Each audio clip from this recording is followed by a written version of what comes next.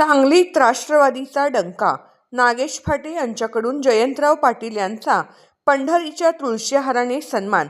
इस्लामपूर नुकत्याच पार पडलेल्या स्थानिक स्वराज्य संस्थांच्या निवडणुकीत सांगली जिल्हा परिषद व पंचायत समितीमध्ये राष्ट्रवादी काँग्रेस पक्षाने शरदचंद्र पवार गट अभूतपूर्व यश संपादन केले आहे.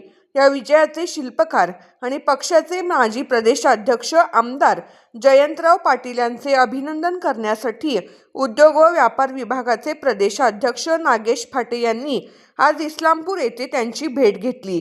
यावेळी नागेश फाटे यांनी जयंतराव पाटील यांचा श्री भगवंत पांडुरंगांचा आशीर्वाद मानल्या जाणाऱ्या पवित्र तुळशीच्या हाराने सत्कार करून त्यांना विजयाच्या शुभेच्छा दिल्या.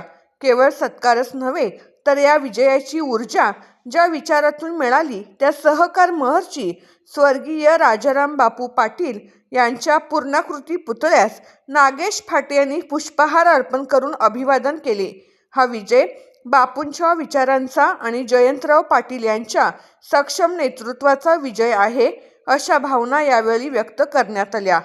या विजयामुळे सांगली जिल्ह्यात पक्षाची पकड अधिक मजबूत झाली असून उद्योग व व्यापार विभागातही आनंदाचे वातावरण आहे.